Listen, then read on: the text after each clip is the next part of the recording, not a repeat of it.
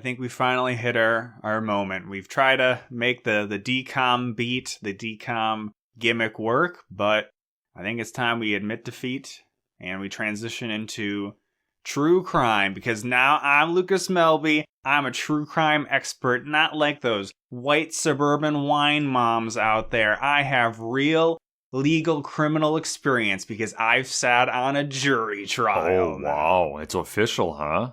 That surprise is coming from Jacob Telejohn. I was like, he's too shocked because I didn't tell him anything. Because I, like a wrestler on a wrestling show where I only talk while being in the ring, story only occurs between me and Jacob while the mics are running. Are you going to tell us all about this experience? No, because it was interesting. Was it just one day? No, it wasn't. Oh. I was in court for most of last week. Oh, wow. Jury selection finished on Tuesday, started Tuesday morning, finished at 3. Court started that day, ended at 5:30. Then I had court till the end of Thursday at 5:30. And then we deliberated until 10:30 that night. And the judge let us go home. And then I had to drive in a snowstorm. It was, at least the state tried to charge the guy with attempted murder. Wow. But we just found him guilty of assault with a deadly weapon. Oh my goodness. But yeah, it was interesting, but it both presented the good and bad of the American legal system. And I'll just leave it at that. More of a funny goof than trying to really capitalize of murderers or whatever. It's like they can be interesting, but there's always victims involved. And when it's just armchair wannabe detective, as I said, wine moms, doing a bunch of bullshit, that's not our style. Not our style. Not what we're Joke's here for. over. We're only here for the Disney Channel original movies. It's true. We're a whole new pod, not a whole new bullshit. Wow. Except for our normal bullshit. And this episode, there's going to be a lot of bullshit. Because we're back to the bull. We got our normal movie discussion. We'll have our regular beloved segment, Never Remember. Never Remember. And a little bit of teaser, a whole new pop following after that, a holiday-themed one as well. And I almost said Halloween there because we're also having a certain holiday tradition here for a whole new pod, where our movie today, a week before Christmas is when we're recording, but our movie was a Halloween movie. Spooky. I looked back to see really how often we've done this. This is our 4th year of doing the podcast. We did start in November, but first Christmas for us doing the podcast, Halloween Town. Second Christmas, I think it was the Even Stevens movie. Didn't count. Last year, though, we did Return to Halloween Town with Dustin. We're in the spooky spirit. We're in the middle of a day and a half long snowstorm here. A week long snowstorm. Minnesota. It's going to be really cold next week. It seems like -20. Yeah, so snow maybe going to stick around. We'll have a white Christmas. Yeah. But right now, we're celebrating Halloween with Girl vs. Monster, which will also be the last Disney Channel original movie of 2012. Is it 2011 or 2012? Trust me, Jacob. Original release date, October 12th, 2011. No, it's not. That's what I'm looking at. It's not, Jacob. Oh, no. But there's only one DCOM in 2013, so look forward to that. To start out, Girl vs. Monster. Is it the best name of a Disney Channel original movie? I expected more. There should have at least been an S on the end of that Monsters, if anything. It's a fun title, though. Yeah, that is weird. So the Wikipedia page for Girl vs. Monster has it as coming out in 2011, but on the big list we go off of for these, it says 2012. What does it say on Disney Plus? The Disney.fandom.com as October 12th, 2012. Okay, so... Who knows? What? You're telling me that there's not a big enough fandom of Girl vs. Monsters that they'd get the official Wikipedia page? Yeah, imagine correct? Wikipedia being wrong. Well, more like imagine me being wrong. Never happened ever. Yeah, so who knows when this really came out? It's 2012, at least according to Disney Plus, which I feel like would be more accurate. Anyways, maybe the scariest thing about this movie is who it was directed by. Oh, God. We've talked about, was it Howard Hoen? Oh, was it Richard Hoen? Some guy Hoen. Yeah, Paul Hoen. Paul Hoen. Paul Hoen, the who goat. we're a fan of. The goat. Stuart Gillard, maybe the anti-goat for us. Stuart. Is that his name? It is. Looking at his IMDb, his Wikipedia page, they don't even list his like television work, which is the most of his work. Stuart Gillard. He at least has done one theatrical movie, the Teenage Mutant Ninja Turtles, the third one. Oh, God. Essentially nobody likes, I think, and I didn't even realize went to theaters, but apparently it did. But for our purposes, he's directed a handful of movies that we've watched. I think he's directed Going to the Mat. The Return of the Shaggy Dog. Full Court Miracles, so he's kind of operating in the sports sphere, but then He did the Rocket Man movie. I've seen that one, actually. That was kind of fun. a little series of movies called Twitches and Twitches 2, as well as more recently for us, Avalon High. He did the Scream Team. And the one that is possibly the most like the movie we watched today is Scream Team. Yeah, I mean, we love Full Court Miracle, so. I mean, love is debatable. Judah McAfee, you can't go wrong. But one movie he did direct that I think we're kind of universal on is Hatching Pete. Yeah. That's kind of the Pete. diamond in the rough for Stuart Avalon Gillard. High. The majority of his movies are spooky movies. If we consider the Twitches movies. Well, I mean, even like the Scream Team was one of like the original. No, I'm saying Scream Team is a spooky movie. Yes, Twitches yes. and Twitches 2 will share some effects work to the movie we watched today, and I think maybe some of Scream Team. I actually don't remember too much about Scream Team. As you said, we got kind of a full episode, so let's just get into our discussion of the movie, and it does get off to a spooky start because we have an opening shot over a graveyard, as well as, what's that beyond this graveyard? Why, it's a giant spooky mansion. It's Judah McAfee. Yes, it's Judah Maccabee bringing the miracle of lights, or I don't really remember what we were taught about Hanukkah in that movie. Oh. Inside this spooky mansion, there seems to be a party getting ready. We see a lot of people are contributing and setting up. Specifically, a lot of teens. Yes, there are no adults here, actually. Teens who always love to put banners up at their parties. Yeah, they have a Halloween banner they could put up crookedly, and we see our main star of the movie. I'm going to challenge Jacob to know what her name is. Because I I don't know if I would know if I didn't look it up myself. No, I don't remember. Her name is Skylar.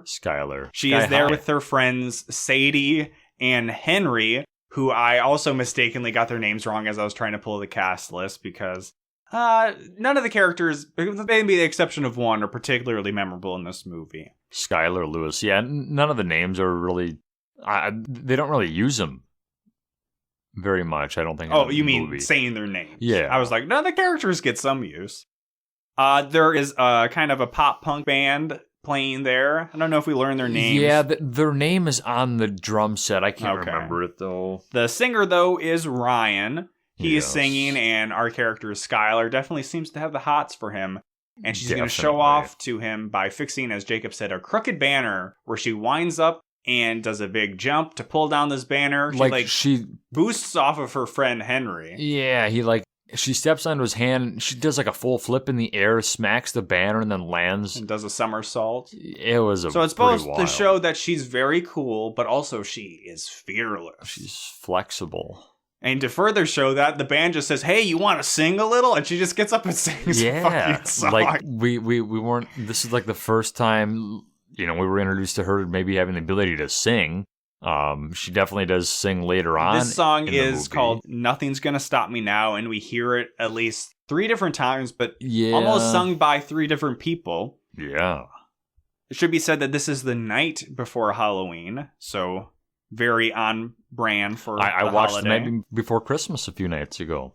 So The Night Before Christmas? Or the Nightmare Before The Christmas. Nightmare Before Okay. Christmas, yes. My note here says, "What is this house?" The house is awesome. It's a mansion. It's named after the grandpa, I think. Maybe. Or the family. It's called the McCrae Mansion. Which we learn awesome. later. It's not really clear. It's like, wait, is this their school? Is this her house? Yeah, is this his house? I at least I was thinking it was a school to begin with, and they're just, setting up their school. But apparently we find out what they're setting up in is a ballroom. It doesn't necessarily look like that. On the second floor of the house. And then this ballroom also has a balconies above it. I thought that was kind of cool. The house is really cool. I'm definitely a fan of the house. And it is supposedly haunted. Yes. With ghosts, you might say? No. With monsters. That look like ghosts. Yeah, it was... But they can become physical forms. And we get to see some of those monsters as Sadie and Skylar. Skylar's the main character. Sadie's her friend. They're walking through the nearby graveyard to go home because it's a shortcut. When there's a gargoyle that comes to life and is flying towards them, but then gets taken out behind them, and they don't see it get taken out. Yeah, there's like a flash, like a sound, and then you see the gargoyle monster kind of just fly off screen. And it's essentially monster busted by... Again, we don't see... The girls walk away, and then we see Skylar's parents come out. Well, we don't know they're her parents yet. We'll know that in, like, literally a scene. Yes. But we don't know yet who these people are. We just know that that her parents are mold people. They are wearing welding helmets. Yes. They have some kind of... Ghostbuster-esque capture device. Yeah, that's what it uses, or they capture. But a lot of it, as you said when we were watching it, very steampunk looking. Yes. They have leather jackets on. Yeah. And essentially, yes, they are monster busters. They shoot them with beams, and then they trap them in a trap. As Jacob was saying, we'll learn that they have an actual business where they dispose of mold, which is an actual business because they actually don't get paid to monster bust, but the business operates as their cover for their monster busting. It pays for all their cool guns and their... Apparently. And they have a lab down in the basement of their house. And they have some weird random guy that works for them. Yes, I said their manservant worker, Cobb. And he only has the first name. And unless his last name is He seems to always be at their house. Yeah, but he has like a weird relationship with a daughter. Well, I don't know if it's like, that weird. I feel like he must have been working for these people for a while.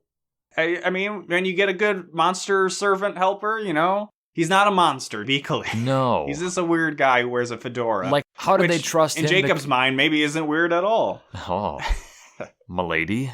I'm curious how they trusted him to enter this world of monsters with them, you know, like if he was like a family friend of a friend. You're saying you want the prequel to learn about how Cobb became indentured to the Lewises. Yeah, and he's used for free labor. It's mentioned. Well, just for babies. Yeah, free labor though. So this party that she was getting ready for, it's hosted by Ryan at this spooky mansion. It's going to happen on Halloween. Of course it is. But Skylar's parents don't want her to go. Essentially, they don't say this to her, but I guess it would make sense. Halloween is a super spooky night where it's maybe the one time of year that monsters are able to materialize. I didn't pay the closest attention. But they just don't want her to go to this party. And that's where Cobb gets enlisted to babysit her, but not actually babysit her. And he wants to play like backgammon with her. Yeah, and checkers, Jenga. Chinese checkers, Jenga. He plays Jenga by himself. She goes to school. And there's really, at the school, I found a lot of good Halloween vibes, which you like. I at least like in a Halloween movie. Yeah, I mean, kids in costumes. You have to have them. Tons of crunchy leaves on the ground. Oh, yes. Decorations all up around the school. Yeah, like I said, you have the kids wearing masks. There's a dog girl. And as she's walking into school, there are people that like try to jump out and scare her, but she's not. True. One of her friends, Henry tries to scare her. Portrait of a serial killer. Yeah. And he can't scare her, but then he joins her in walking, and then somebody else tries to scare her, and he's very afraid of whatever the skeleton or whatever the monster that jumped out in front of them. So lots of Halloween vibes. Yes, also, lots of songs apparently. Yeah. Because after school, it seems like she goes to like a garage to watch Ryan's band play the song "Had Me at Hello," though "at" is stylized with the @ symbol. We love that. And Skylar gets put into the band for the night because this another character, Myra, who is kind of the bitchy girl in the band that is jealous of Skylar because Ryan likes her or something. She tries to do a cool jump, fix a banner thing at school, but she falls down a couple flights of stairs and hurts her neck, so she can't sing anymore. Yeah, and don't worry about it. She has like this weird thing going on where she's like she can't talk. It's very odd. Like so that's why she can't sing that night at the party. Yeah, she got her neck brace. She can't speak. She's useless. So Skylar, she's got to go to that party now because she's getting put in the band. Yeah, but her parents don't want her to go.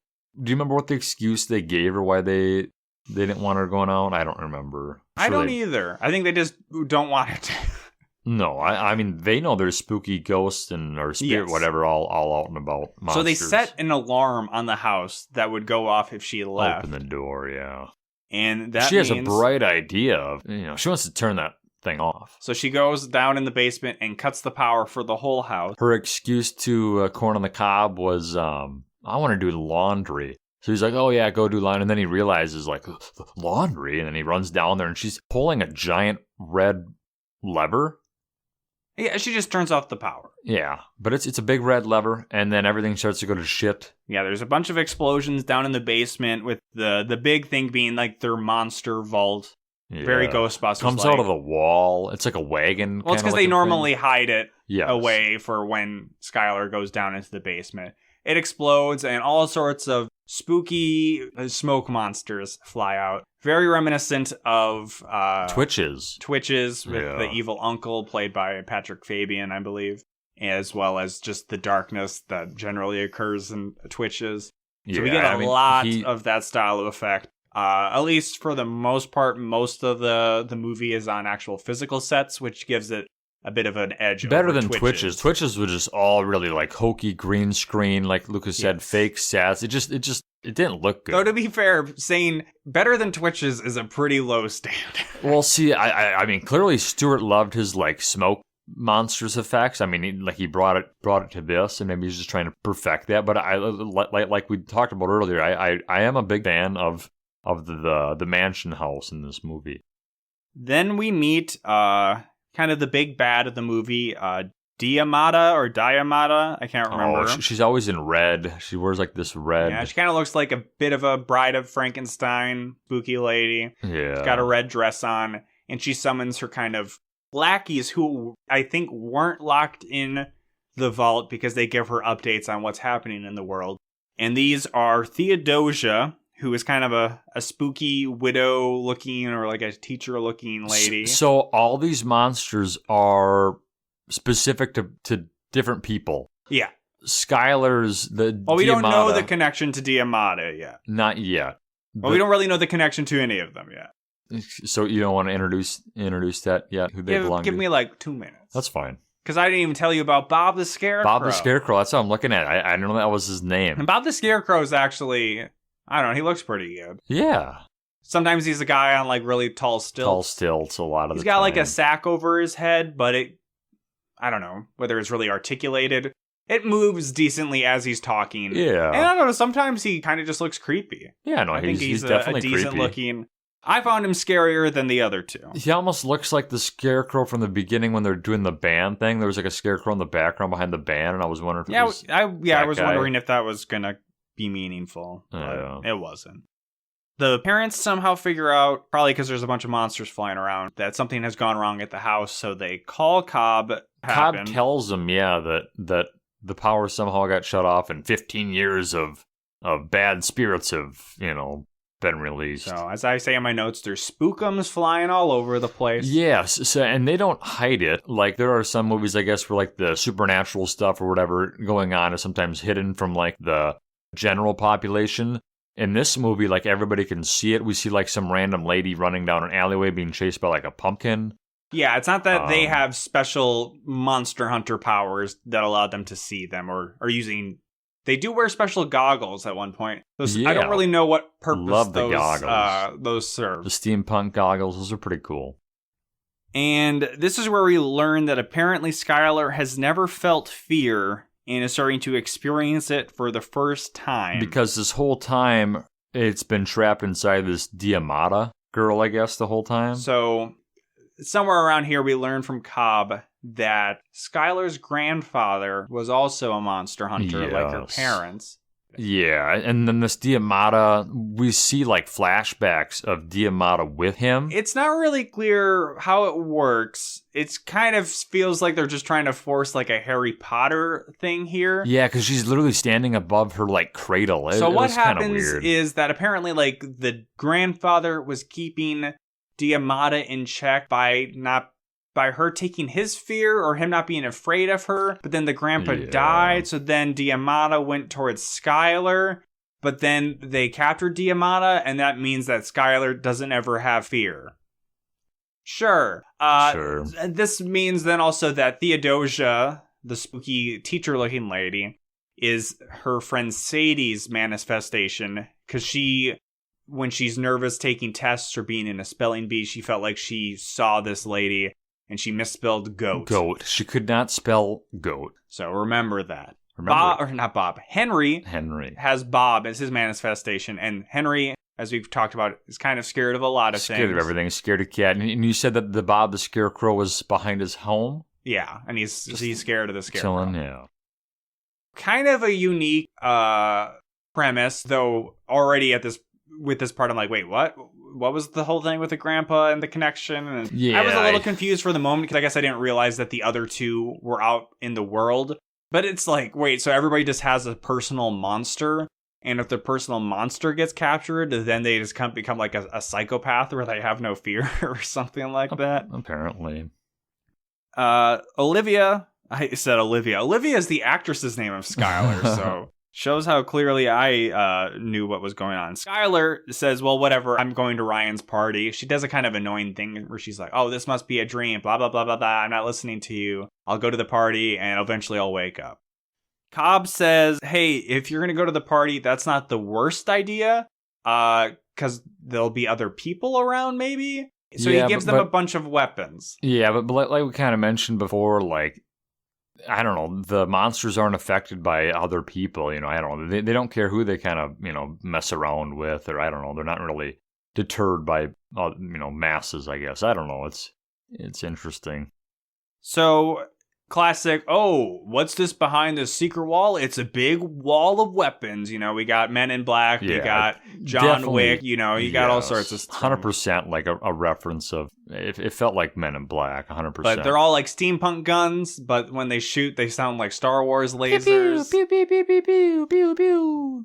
To see some of these in effect, the parents get lured to a warehouse where they have a horrible looking action scene where there's just like the Diamata's flying around in her smoke form looking like a bad Death Eater or something from Harry Potter or Dementor.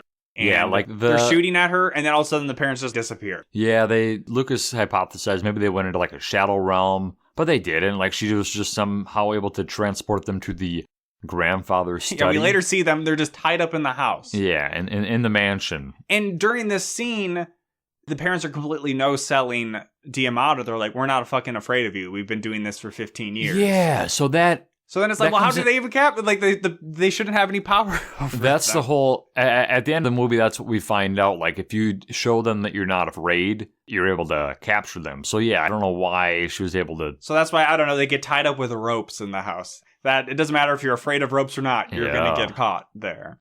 So the ghost monsters do have physical effects, too. They're not just, like, floating smoke, I guess. The dad says something about like a certain monster being almost solid. So I guess monsters normally don't have corporeal forms, but then on Halloween they can become solid. Yeah.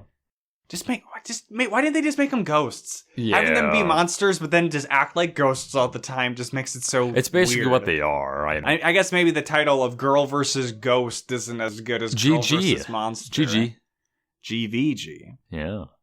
And if that wasn't enough for our bad action scene quota, we get an immediate other one of the kids going to the party through like a Pacific Northwest forest where they love the forest. This forest is awesome. It's not like they're just kind of trekking through like the middle of nowhere. It's like a clear laid out path. There's light posts or whatever. But the forest is really cool. Love the trees. Lots of moss. Yeah, a lot of moss. We love the physical settings, outside of calling back Twitches. Everything green screen looks like shit. This looks real. It's real. I mean, it is real. It is real. Real trees. Jake has been so beaten down by Disney Channel original movies that he's nearly brought to orgasm over seeing a real tree. A real tree. But don't worry, we see a fake tree stump that is. Oh, God. That chases them. It's like a Wizard of Oz tree stump with a face. Yeah. But then it also turns into a smoke monster form, and I'm like, what the fuck is this? Yeah, So the kids kind of separate, and they run away. Henry gets cornered by Bob the Scarecrow. And Bob just kind of just like looks at him, and you can clearly tell he's on the still tier. You can actually see like the bottom legs parts of it. But yeah, Henry just kind of goes up against a tree, and then he just freezes. Yeah, well, it cuts away. He gets stoned or whatever he says. We see him, they catch up to him. The girls, they shoot the fucking stump or whatever. They beat it. I don't care. They catch up with Henry. Like, we don't know, because at this, they're not using the capture device. So I don't know if they're just like shooting it enough that it like dies or disappears. I think they just shot it and it's not like a super strong monster or something. They killed it. Like, there's murder in this movie. Murder on the mind. Hey, the law doesn't say anything about monsters. About tree stumps. With monsters, every day is the purge. Just fucking go ham on the monsters. Fucking preach, son. They catch up to Henry. They find him stupefied. They find him paralyzed. And then Cobb roams up with a wheelbarrow and is like, here, let's put him in this. It's funny, I guess. We love it. Then, randomly, Diamata possesses Myra's body. Again, Myra is the mean girl who's a part of the band who wasn't going to be able to sing because she had a broken neck or whatever. She's the neck brace girl from Radio Rebel in this situation. Yeah, she gets possessed at her home, and then she gets transported to the party somehow via smoke. She turns into smoke. And it's also, I mean, we kind of figure out what's going on, but all we see is just red smoke go into her and possess her. We don't even see, like, Diamata be like, ooh, I'm going to take her. It's just red smoke, and then her eyes turn red, and her clothes turn red. Yeah, her whole outfit turns into, like, red, I guess, sexy. I'll let Jacob weigh in. What was to talk the about line? The 17-year-old. She says a line about herself. The line she? is, now that's what I call smoking hot. Yeah. Somebody stop me. Somebody stop me. And Jacob's like, yeah, I agree. No, I mean, I was agreeing with you that it was like, this is kind of icky. Oh, I did. When she said, I'm like, ugh. I get, ugh. Not like a, It was more like, ugh. You hear that, officers? I didn't like it. Was kinda, ugh. Skylar and Sadie make it to the party. Then I think Ryan gets carted off to the house with Cobb, and they go to the party. Again, I don't know why it's a good idea to go to the party, especially at the spooky mansion that we learn is filled with monsters. Ill-advised. Skylar then gets called up as soon as Ryan sees her. He's like, hey, you're supposed to sing with us. Come up to the stage. Wonder why they had to go through the river and, over the river through the woods to get to the party. Because, like, I thought they were at the mansion already when the guy lets them through the gate. I don't know. But maybe it removed your favorite scene of the movie in the woods. In the woods, like, do you think Stuart just had an idea? I have an idea for a stump. I'd love to see a monster stump, and they're like, "Well, this is how we can do it." I don't know. We'll have to get him on the pod. Yeah, after Zendaya, right? We'll get Stuart Gillard as equally in demand as Zendaya. So Skylar's getting called up to the stage, but now, since her ghost is out or whatever, she's feeling fear and she's getting stage fright. But then Ryan's like, hey, just think about the music. He says, lose yourself in the music. Lose yourself. Quote Marshall Mathers. Yes. And then she sings, and she mostly does fine. Yeah, like she's kind of still standing there, kind of like a plank, kind of just awkwardly, but she slowly builds confidence, I think. Jacob would like her to do a little more moving and shake and, show what her mother gave her in Jacob's words. Yeah, yikes, definitely. Quoting. For the record, Your Honor. Yikes. I see I'm an expert in that now. Legalese. True. Let the record show Jacob has a boner. This is not at the moment. It's a rare circumstance that he doesn't have a boner. That's why when we record the episode, the podcast, Mike sometimes gets bumped around. Oh, no. I'm fully erect. I can't, I mean, that's maybe speaking well to Jacob that his fully erect penis can move the table. Disrupt the TV tray we have our mics on. It's situated a foot above me, yes. Oh, yeah, now Jacob's going to be like, yeah, it's actually a hanging mic 6 feet from the ground. And I'm laying on the ground, laying on the ground, just smacking the table. All right, that's not an image I like. Slapping a bass. So she's singing, she's mostly doing okay, but then she immediately chokes because she sees evil possessed Myra come up, and she's like, hey, you suck. And I think maybe Skylar realizes she's possessed. Yeah, because I think her eyes turn red. Yeah, the eyes are red in only convenient times for characters to figure out what's going on. Yes. Because later on, even, spoiler alert, the boy's eyes, or the boy gets possessed, but his eyes don't turn red, or they're not red all the time, so who knows. So then Skylar and Sadie kind of run away scared, and then Myra gets up to sing the song. So this is a song that we've already heard once before, and we heard it again with Skylar, but now we're hearing it sung by Myra in a female voice, but then like 10 seconds in, it switches to she sounds like Bret Michaels or some other like 80s rocker. The vocals are really quite awkward. And this seemed to be the only version of the song that Shazam wouldn't pull up something for, so maybe Disney isn't trying to sell the 80s hair metal version of the song. Yeah, the vocals, especially associated with this girl, were just, they didn't work for me. Well, it didn't seem to work for the teens either, because she finished singing and they kind of just like awkwardly clap. And I'm like, well, she was also like rolling around on the floor and then she was staring at the camera, which obviously doesn't exist for the kids in She the was movie. crawling on the floor. And I'd be looking like, as a teenager at the time, I'd be looking like Jacob, you know, full hogged up in the spooky house. But they're just like, okay, that was weird. Immediately after she finishes her song, she looks at the band that helped perform the song, and she's like, "You guys are just like terrible."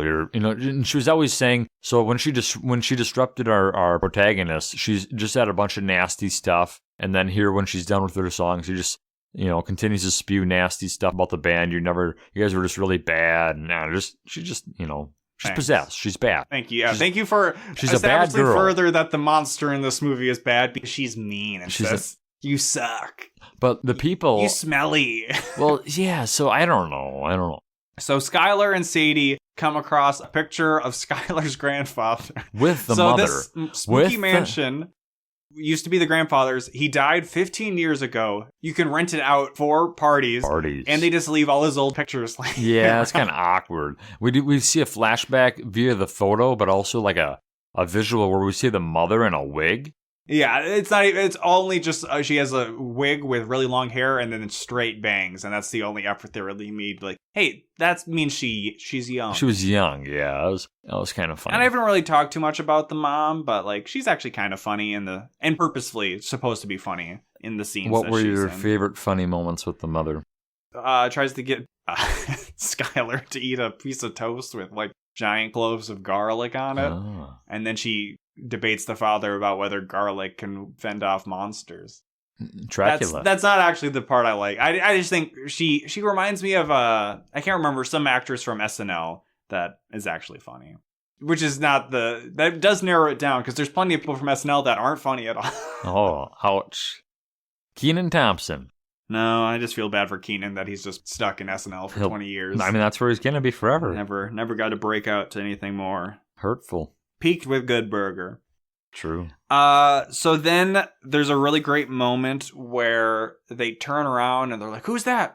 "Oh, somebody with a spooky mask. You scared us." And then he takes it off and it's like, "Oh, it's Josh." And I'm like, am I missing who part is of the this movie? fucker? I went to the bathroom. Did I miss who Josh was? No, they had never introduced him. He was dressed like a werewolf. He just stalking the girls, I guess, and through the halls. Josh, where are your feet? And he doesn't have any feet. And then he turns into the smallest floating head you've ever seen. So it's interesting that the ghost can mimic classmates, people. So what was the ghost looked like a troll, didn't it? Wasn't it like a troll-y kind of looking thing? It was a very small head, but it had a very big nose. Yeah. I just thought it was a great bit of being like, here's this character we haven't shown before, and we're going to pretend like he absolutely has been a character in this movie. Yes, good old Stewart. But they still have their weapons, so they like shoot him, and they actually like put him into the trap this time. And it's like, okay, now they're just running around the house doing like Luigi's Mansion, busting a bunch of monsters. And then the three big bad monsters, the big bads, they see this and they're like, "Oh, let's just go get the other teens." So then Diamata just unpossesses Myra for some reason. Yeah, she leaves the body and then she like blows her down the stairs. Yeah, we forgot to establish that when she took over her body, her neck got better. It fixed her fucked up neck. She cracks her neck a few times and she's ready to rock. But now that she is no longer possessed, she gets pushed down the stairs by some spooky breath and then like hurts her neck again. So that's kind of funny. It's funny. It's also, we've seen some cutaways where also the parents are being held in this mansion. This mansion, I think, has literally like 5 floors. Yeah, they've been stuck up in the attic for like five hours. And there's times where they're on the first floor, like talking away, and we don't even hear the party happening on the second floor. No. So it's like a huge mansion. It's big. I said, I love the mansion. The cemetery is really cool outside of it. Love it. Back at the monster lab, Cobb Yes. does some science shit and gives Henry a magical wet willy that yeah, wakes him up from his paralyzed state. yeah, and then he bursts out. I can't remember what line he says. He's like, "It was just on the tip of my tongue." Like, it was like, "Don't hurt me, Scarecrow Man," or Yeah, something. I don't know. Didn't catch it. So then Cobb immediately sends him to like go help the girls. At the No, party. he has to help Weld. Yeah, that great bit. He fails at You're welding. a natural. You're a natural, and then it all falls apart. It's funny. It's not. Stewart has great comedic sense. I just gotta say it. Give him some He credit. didn't write the movie. Oh, fair. So then he gets to the party. Or actually, no, on the way to the party, he goes to the spooky woods again. Did not learn his lesson. And he gets confronted by Bob the Scarecrow. But then Henry... He tells him, "I'm not afraid of you." Right? He does the whole, "You have no power over me," you know. And Bob starts to shrink and Yeah, shrink. it's basically how they beat It in It chapter... Oh, yeah. Well, the book in It Chapter 2, which is a movie I do not want to talk about. Bad. That So movie's yeah, bad. he just slowly gets small until he's like a pile of, like the... But as he's doing, he's also like shaking the Scarecrow, and he's like, Yeah. "I'm not afraid of you." And the Scarecrow is kind of just like, "Come on, man, please be scared of me, it's please." funny. And It's then he, funny. like the Wicked Witch of the West, kind of just, I'm melting. he melts down, and it just leaves behind his like clothes and his sack hat. But like it's still talking, and you just like see like the mouth kind of move on top of it, like the sack is still kind of like moving around, like antagonizing him. Yeah, he's like, "You fucking bitch, pussy." He's like, "Why? You're not even scaring me now. You're just being mean. All these monsters are just mean." So then he gets to the party and he's figured it out, and he's like, "Hey, just don't be afraid. Do what you're afraid of." Speaking of like bitch, I feel like there were, and you pointed it out too. Like when we were watching, I felt there were like maybe like a couple references where they could have like inserted, like they use like the word witch, and like there's other words that they use where There's like, one time where Diamata talks to the Theodosia, and it's like, "Right, witch?" And we maybe just misheard it, but it did seem like it was being like, Right, the joke bitch. is... That happens in kids' movies all the time, where like the joke is for adults to be like, "Oh, they used a different word than I thought they were going to use, because if they use that word, it's a bad word." it's a swear, it's a cuss, it's a cussy cuss. I touched actually, no, that's not. I was going to say I touched the butt. The butt. But That's I'm like, not no, that naughty. doesn't, that is the naughty word. Butt is the naughty. Yeah, I'm obnoxious. Oh man, he touched that fat ass. That's the Finding Nemo After Dark cut. Ooh, I like that. Dory. I don't think I've seen a lot of stuff on the internet. I guess I haven't seen Rule 34 of the I have fish in Yeah, Finding Nemo. That I can't tell you about. I can joke about it, but I can't. Jacob's confirm like, "I can't tell you, but I can show you a massive terabyte file on my computer." Oh no, Dory porn. The fish erotica. Yikes. So, to show what she's afraid of, or to get over it, Skylar tries to sing, and Sadie tries to spell goat, but she can't She's spell struggling. goat. She's like starting with. She's like G-I. G-A. G-A. And the ghost, which kind of looks like an old 1800s teacher, I guess. I don't know. Like the Lady in Black. I don't know. I feel like La that... Llorona? No, yeah. kind of, Lady in maybe. Black, yeah. All these movies I haven't seen, but I feel like I've seen the trailers, and I'm Yeah. like, there's a spooky lady in the window. Yes. And yeah, she just keeps laughing at her, and she can't spell goat, G-O-A-T. She can't spell it until she can. And while this is happening, there's just a mess of all the CG fucking other monsters flying around. All the teens run out into the they're graveyard. out into the courtyard. They do run up to the gate, and the gate like closes in front of them. Which Lock the gates. Which set like a cool tone. But yeah, like I also agree that all like the monsters flying around, they're all different colors too. It just looked really messy, and it was like, eh. And then Skylar performs in the graveyard. courtyard, and she has a microphone, but it's not obviously connected to any amps outside. But it's like don't know that. projecting. It's projecting like it's supposed to. That's her fear. That's her getting over her fear. Yeah. Then the band comes in, but not Ryan, because in this moment Ryan is possessed by Diamata, and as is the case for these evil monsters, he's just mean to her and says, "You suck at singing. You're such a loser." Yeah. But then at one point, so his eyes aren't glowing red at that point, and she kind of she's faltering, but then she sees that his eyes are red, and she's like, "Ryan, do something you're afraid of." And he's like, "Will you go out with me?" And then like the monster, and then it like comes out of him. It comes. Yeah. He comes. And then Sadie spells goat. And then the ghost tells her to spell terrified, and she spells terrified, which I'm not. And then the ghost is like, oh, melting. You've got like a 6th grade spelling level. So yes, if you weren't following, the character arc for Henry is pretty serious, that he was apparently scared of everything and I was scared of nothing. And Sadie can spell goat. That's her character arc, like you said. That's good for her. So then they basically won. So let's have a party in the graveyard. So they play Ryan and Skylar sing this song called Fearless, because now they have no fear. They have no fear. And I told Jacob, going into this, I figured everything post High School Musical, because there's a decent amount of songs in this Halloween, you'd think mostly spooky movie. But I figured post High School Musical, every decom would just have 4 songs in, but not every one actually. No. But this one definitely does. Yes. And oh man, I thought that was the end of the movie. Not quite. But what's that? Diamata's not actually defeated, and her parents are... Oh yeah, her parents are in this movie. I guess we should probably, go do something for them. Save them. And this is where I started to fall asleep. I was ready for the movie to be over. Right at the climax of the movie. I was like, oh, thank God it's no, it's not. So they run up, and she discovers, a secret passage to the grandpa's monster lab. And she doesn't even hang out in the lab. She just keeps going up because she sees that the ropes were taken off. Yeah, the ropes were done. Her parents... Oh, they're up on the roof. And... we hadn't had too much bad CGI. Well, we had plenty of bad CGI, but this is bad green screen where it's supposed to be on a roof balcony and just looks horrible. And the parents are being held in smoke tentacles above the air by Diamata. And I'm like, wait, but I thought she's not afraid of Diamata. Yeah. And her parents shouldn't be. So but then it's established that her parents are afraid because they don't think she can do it because she's only not even 16. Then eventually they're like, oh, you're a young adult. We believe in you.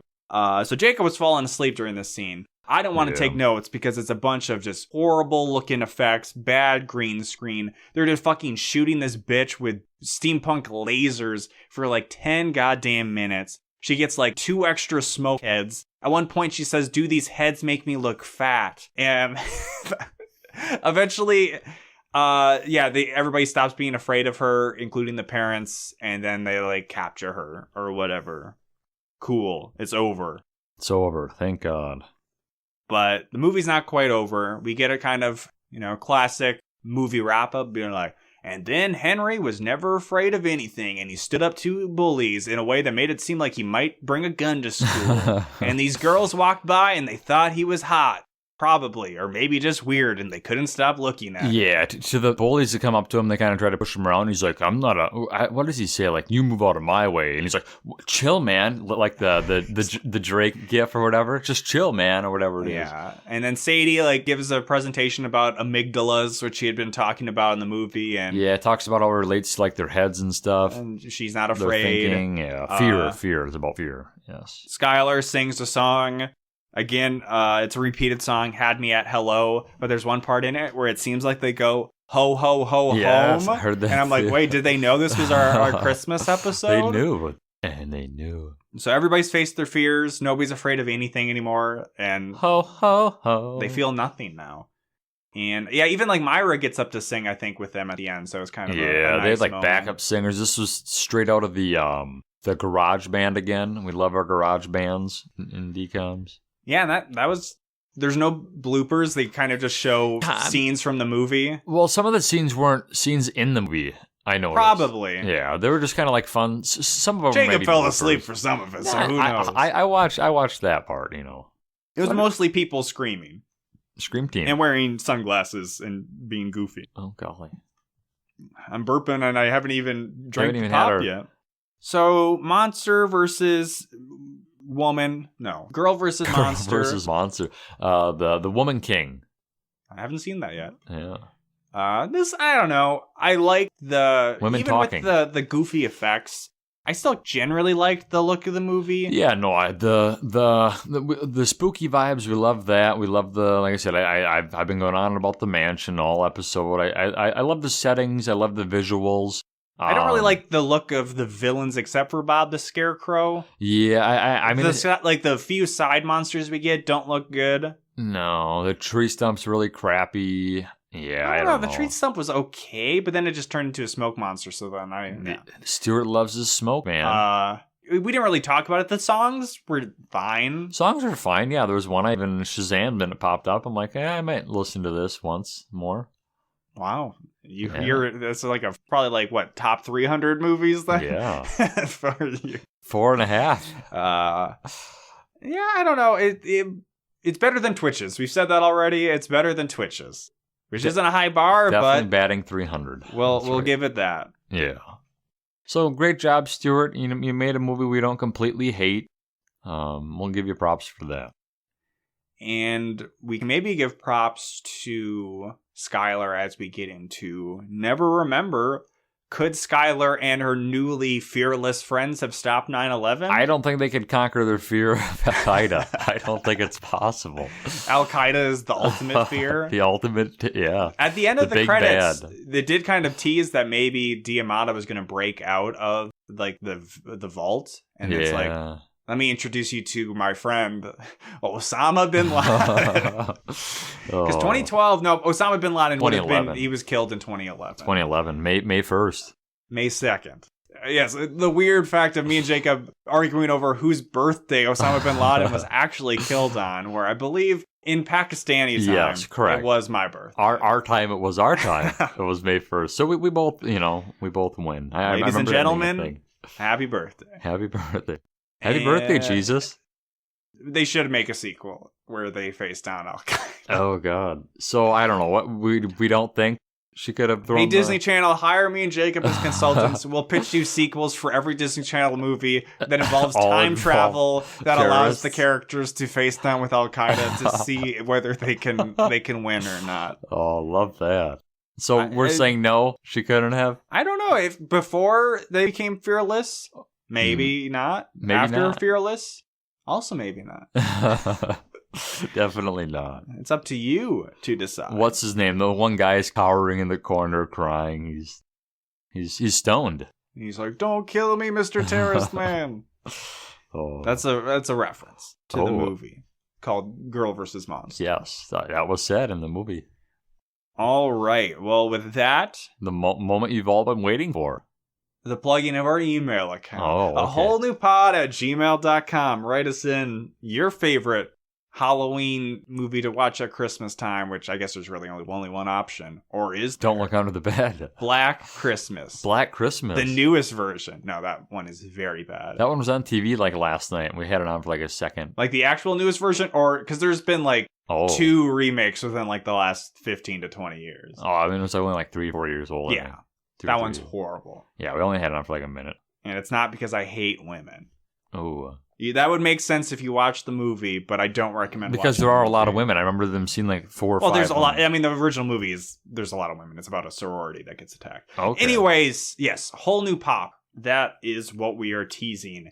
And as was, I believe, teased in our last episode, we have a holiday Mountain Dew here. Last year, I can't remember the name. It was maybe Ginger Snapped, which was not great. It was kind of just like a ginger ale-y Mountain Dew with the bad aftertaste. We did that one though too.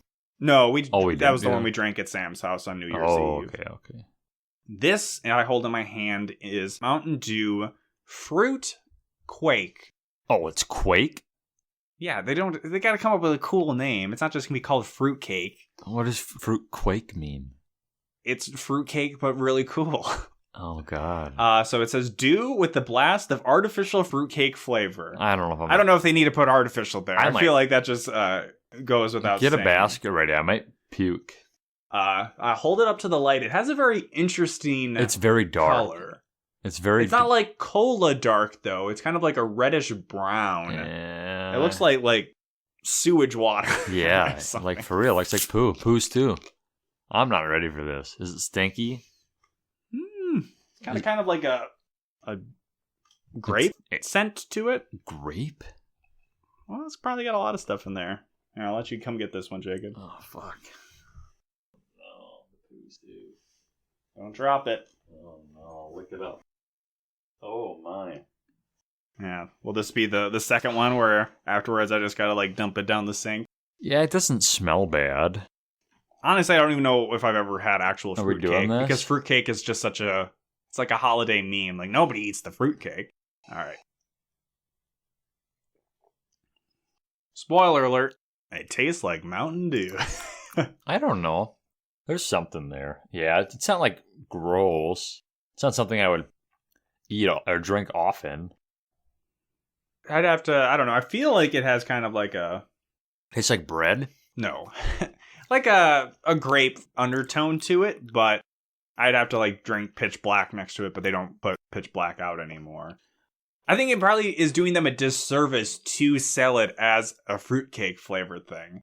You think it should have been like a mystery flavor? Like, it doesn't taste bad, but like, No. I wouldn't want to buy it. Like, they sell it in 12 packs. It's like, if you bought a 12 pack of this and you never tasted it, that would be crazy. Like, this is better than the gingerbread one, but this is just essentially like, I don't know, Mountain Dew random fucking fruit flavors put into the drink. It's okay.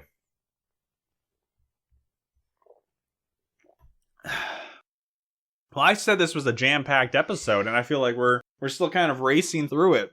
We're drinking jam. So, a couple of weeks ago... Well, is this a bottle you're going to finish? Do you feel comfortable enough to finish it? Yeah. Well, there you go. I mean, do you want it? No. I mean, like some of the past ones, you haven't drank them all, right? You said you've dumped them That was all. only flaming hot. Yeah, that one was really bad. Yeah, no, that one... Burned our at least I noses, didn't didn't see it? Burned our noses, and that was Yeah. not good. The inaugural, a whole new pop. Yeah. So, probably a month ago at this point, I regaled you with the story of me getting, like, suspended in school. Yes. Even though I kind of got the timeline mixed up, which is depressing. Oh. But I should have read the fucking newspaper article. Oh, you found it? I could have always found it. I don't know why I Is it didn't that online? episode. I had it on Facebook, but I had to, like, it used to be a Facebook note, but they kind of have hidden Facebook notes, so it took me a little bit to find it. I also have the physical paper, but it's like, I could have also done that for the Let It Shine episode, but also my dog was freaking out at that episode. So, this is the One-Eyed Willy Solid Snake article. I don't remember what the title was, because I don't have that here, but I'll just read it off to you to see how offended you may be are. Let's see. Junior artist Lucas Melby's piece, One-Eyed Willy Solid Snake, has been accepted into the New York Museum of Modern Art, replacing Andy Warhol's Campbell's soup cans. I think I remember that, actually. We just felt the public has stopped caring about tomato soup and has started caring more about really well-drawn doodles of famous video game characters, said museum curator Chad Datch. Melby's work depicts famous Metal Gear Solid character Solid Snake's features placed over those of famous geneticist Willy Hennig. My inspiration really came from one of my favorite childhood movies, The Goonies. Ooh. The man's name is Willy, and the character of the movie is One-Eyed Willy. So I drew an eye patch over his face. It's as simple as that, stated Melby, the visionary. After the eye patch had been drawn, Melby recognized an immense likeness between One-Eyed Willy and world-saving giant robot-destroying and all-around stealthy guy, Solid Snake. I suddenly had an epiphany on par with that of Charlton Heston figuring out how to save his people. That's like a Ten Commandments joke. Yeah. Cool stuff. I realized by adding a headband and mustache and a cigarette, my picture would go from mildly impressive to downright awe-inspiring, Melby reminisced. The result was a work of art so beautiful that it moved people to tears. Melby showed the piece along with some of his other famous works like Otacon Whitaker, self-portrait of I'm a Pirate, and the not-so-well-known of the Seven Dwarves Painey. Also doodles I did in my academic decathlon stuff, I guess. At art exhibitions across the world. It was at one of these exhibitions that Datch first saw it. It really is phenomenal. It's the Mona Lisa of our time, Datch said. Wow. I've been moved to tears after just seeing it out of the corner of my eye. It has been known to make people convulse in ecstasy and levitate into the air. Jesus So that's, Christ. I guess, the most... Where it got sexual, I guess, or guess. naughty. With the large sum of money Melby received from the museum, he plans to explore the Bermuda Triangle. Wow. I believe that somewhere in this triangle lies the entrance to Middle-earth, Melby said in his safari garb just before he left. Lucas Melby was never seen again. And that's the end. I like that. That's fun. Is this image of your One-Eyed Willy Solid Snake an image we should have Dustin post onto the Twitter? I mean, I think I said I should have sent it to him already, but... Yeah, we got to get it on the Twitter. And my brother commented on the story because he would have been in like college when this happened. Yeah. And he said, "When I heard you got in trouble, I just sort of presumed your guilt, but I see nothing wrong with this. You were framed!" Yeah. He's not wrong. So yeah, not maybe as salacious as you maybe had hoped. Now you know. If you were wondering, now you know. And the only other note I posted on Facebook is a newspaper story that I didn't actually ever submit. Because this is actually one of the most offensive things I've ever written. My first year in newspaper, I wasn't like a managing editor or anything. Yeah. And you kind of, you're a reporter. You just get assigned stories, right? So I got assigned the story to write about the girls' cross-country team. Oh, boy. And I'm like... Is this the one where you wrote about underground, the track? No, I think I've lost that one. I remember that one. But I was like, well, mostly it's probably like, I gotta talk to girls I don't know? Fuck that. So let me deflect that.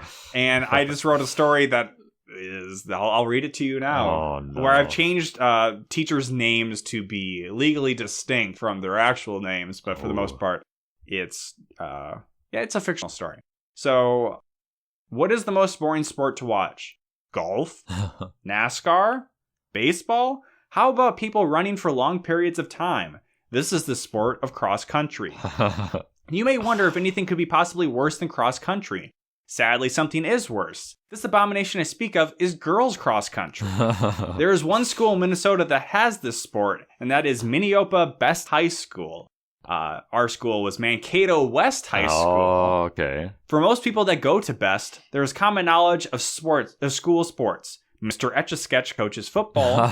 Mr. Short Story, that was Mr. Essay, used to coach hockey. And Mr. Bone, normally Mr. Boone, yes, coaches basketball. But who coaches girls cross country? This, my dear reader, is one of the many mysteries that haunts our beloved Earth. However, for the sake of good journalism, I went to find out the truth. I traveled to the depths of Peru, similar to the new Indiana Jones movie. However, the similarities end there. On my journey, I did not destroy one of cinema's greatest heroes, but we can save arguments about that for another time. In short, I finally knew the truth. The coach was Mrs. Huffy. Does that help anybody? That didn't help me. She isn't the super cool teacher of humanities and AP art history. This Miss Huffy, these are both Mrs. Duffy's. Yes. This Miss Huffy is the mean one who helped teach the swimming unit in gym class. Yikes. Shots fired. This probably is incomprehensible to anybody except us. So was this published? No. No way this would be published. Now, with that mystery solved, another question arises. Why can girls cross country even exist, especially in our current economic state? Oh my God. There are several programs and teaching positions that are being cut, but girls cross country is allowed to stay. Why? For that question, I do have a ready answer. Flora Hughes. There was a very famous or very successful cross-country runner at her school named Laura Hughes. Yes. Who won like state championships and stuff like that. But I've named her Flora Hughes. Flora has been bringing success to the name of girls cross-country for years, but this is the final year of her saga. So what will happen then? The truth? Absolutely nothing. Once Flora leaves, girls cross-country will be even deader than before. It'll eventually disappear into the grain of high school. After Yikes. Flora leaves, gone will be her banner of victory, and all signs of the existence of girls cross country will disappear forever. Also, Mr. Thins will no longer be able to live vicariously through her. Yikes. That was a joke about Mrs. Hins. Yeah. Now nearing the end of this article, you may wonder, what the heck was the point?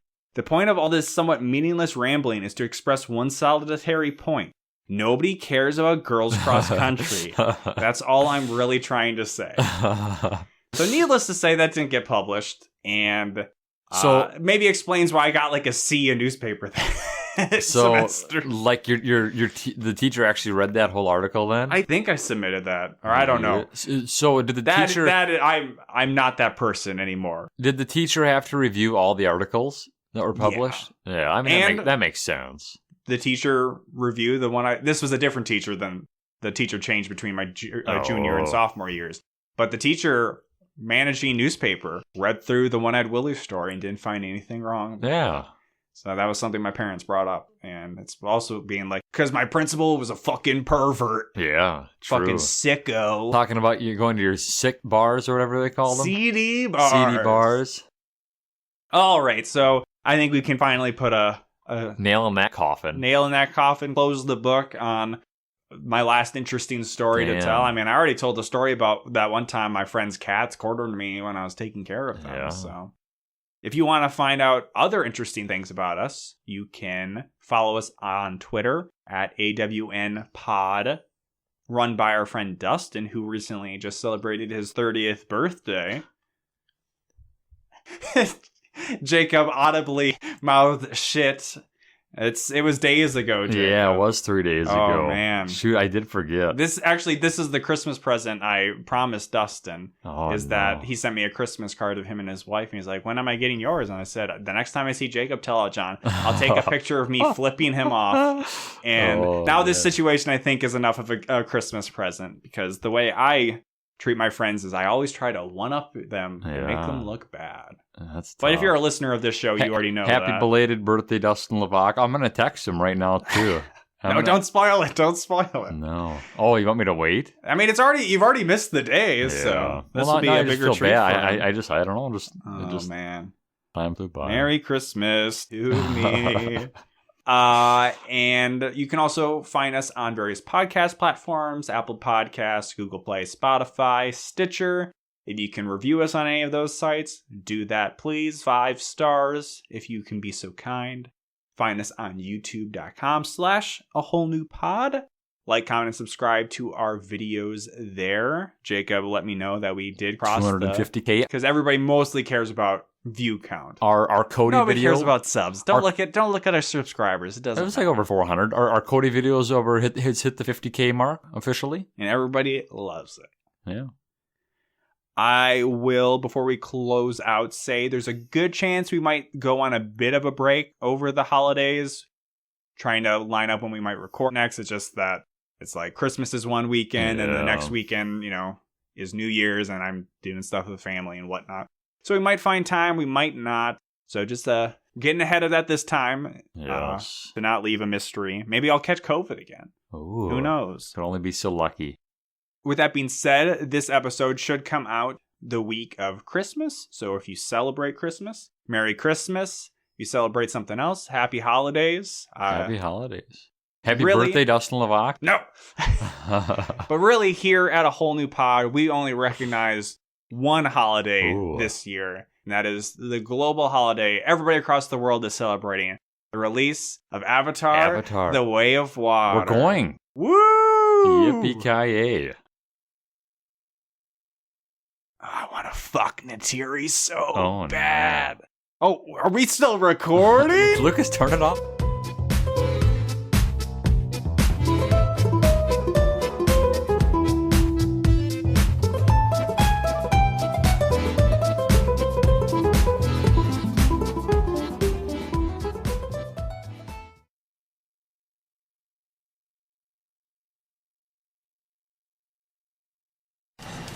Joe stabbed Murray in his throat. No. That's not. No. Buddy. I don't want to lose. Refuse that. I can't lose.